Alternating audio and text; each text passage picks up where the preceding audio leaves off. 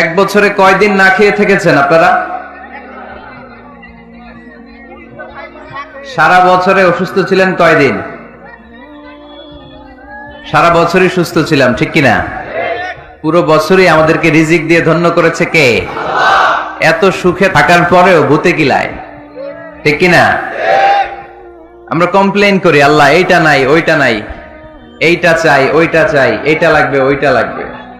তো এই জন্য রাসূল সাল্লাল্লাহু আলাইহি ওয়াসাল্লাম বলেছেন, উনজুর ইলা মান হুয়া আসফালা মিনকা, তোমার চেয়ে যে নিম্নগামী অবস্থানে আছে তার দিকে তাকায় দেখো যে তুমি কত সুখী, তাই না? তোমার চেয়ে উপরের দিকে যারা আছে তাদের দিকে তাকিও না, নিচের দিকে যারা আছে তাদের দিকে তাকাও। হাসপাতালের বার্ন ইউনিটে যান, আগুনে ঝলসে গিয়েছে যে সমস্ত মানুষের দেহ, তাদেরকে ভর্তি করা হয় হাসপাতালের বার্ন ইউনিটে। ওখানে গেলে দেখবেন যে তারা কিভাবে চিৎকার করে, সারা দেহটা ঝলসে গিয়েছে, জ্বলে পুড়ে ছারখার। রক্তের মধ্যে একটা উপাদান আছে প্লাজমা, এটা ঠান্ডা করে ভিতরে ঢুকাইতে হয়। চিৎকার আর চিৎকার। হাসপাতালে ভর্তি ক্যান্সার রোগীকে দেখে আসেন, আমার তো এটা লাগবে, ওইটা চাই, ওইটা চাই।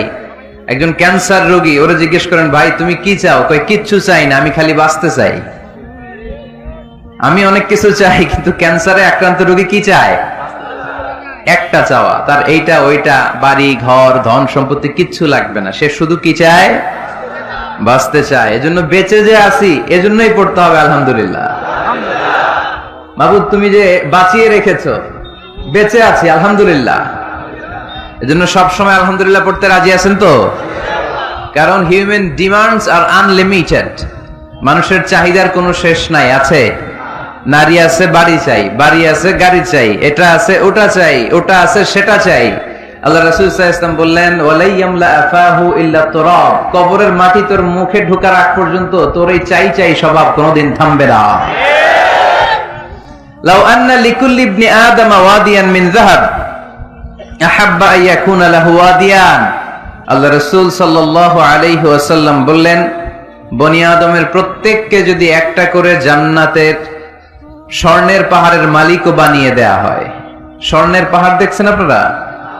আমিও দেখি নাই। তো এই স্বর্ণের পাহাড় প্রত্যেককে যদি একটা করে আল্লাহ মালিক বানিয়ে দেয়, তারপরেও আমরা প্রত্যেকে আরেকটা পাহাড়ের মালিক হওয়ার জন্য ট্রাই করব। স্বভাব। আসলে সমস্যাটা কি? স্বভাব। বুঝে শুনে উত্তর করেন তো, একটা স্বর্ণের পাহাড়ের মালিক যদি আমি হই, শুধু আমি না, আমার 14 পুরুষ এটারে বিক্রি করে খেয়েও কি শেষ করতে পারবো? তাইলে আরেকটা স্বর্ণের পাহাড় লাগবে কেন আমার? আল্লাহ রাসূল সাল্লাল্লাহু আলাইহি ওয়াসাল্লাম বললেন, একটা স্বর্ণের পাহাড়ের মালিক হলেও আরেকটা স্বর্ণের পাহাড়ের জন্য মানুষ পাগল হয়ে যাবে। ওয়ালাইয়ামলা আফাহু ইল্লা তুরাব, কবরের মাটি যেদিন ওর মুখে না ঢুকবে, ওর এই খাই খাই নাই নাই এই স্বভাব তার বন্ধ হবে। আমরা ওই অকৃতজ্ঞশীল বান্দাদের অন্তর্ভুক্ত হতে চাই।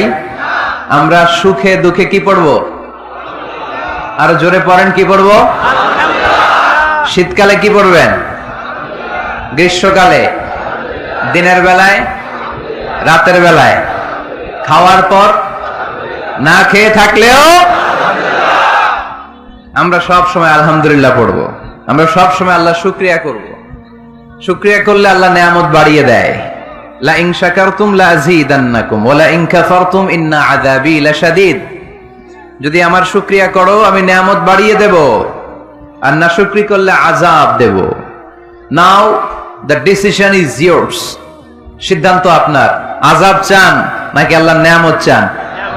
জোরে বলতে হবে, কি চাই? আমরা আল্লাহর নেয়ামত চাই। এজন্য আমরা কমপ্লেইন করব না যে আল্লাহ এইটা দাও নাই, ওইটা দাও নাই, এইটা পাই নাই, ওইটা পাই নাই, ও তো ভালো আছে, আমি ভালো নাই কেন? ওর চাকরি হয়, আমার হইলো না কেন? ও বিসিএস এ টিকে, আমি ফেল মারলাম কেন? ওর ব্যবসায় হিট লালে লাল, আমার খালি লস কেন? কিচ্ছু দিলা না আল্লাহ তুমি আমারে। বলবেন এগুলা? সব সময় কি বলবো? আরো জোরে কি বলবো? মনে থাকবে টাঙ্গাইলের ভাইরা, this is my first and foremost message today for you. এক বছরে কয়দিন না খেয়ে থেকেছেন আপনারা?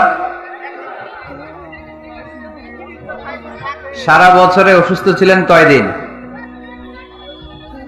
সারা বছরই সুস্থ ছিলাম, ঠিক কিনা? পুরো বছরই আমাদেরকে রিজিক দিয়ে ধন্য করেছে কে? এত সুখে থাকার পরেও ভূতে কিলায়, ঠিক কিনা? আমরা কমপ্লেইন করি, আল্লাহ এইটা নাই, ওইটা নাই, এইটা চাই, ওইটা চাই, এইটা লাগবে, ওইটা লাগবে। তো এই জন্য রাসূল সাল্লাল্লাহু আলাইহি ওয়াসাল্লাম বলেছেন, উনজুর ইলা মান হুয়া আসফালা মিনকা, তোমার চেয়ে যে নিম্নগামী অবস্থানে আছে তার দিকে তাকায় দেখো যে তুমি কত সুখী, তাই না? তোমার চেয়ে উপরের দিকে যারা আছে তাদের দিকে তাকিও না, নিচের দিকে যারা আছে তাদের দিকে তাকাও। হাসপাতালের বার্ন ইউনিটে যান, আগুনে ঝলসে গিয়েছে যে সমস্ত মানুষের দেহ,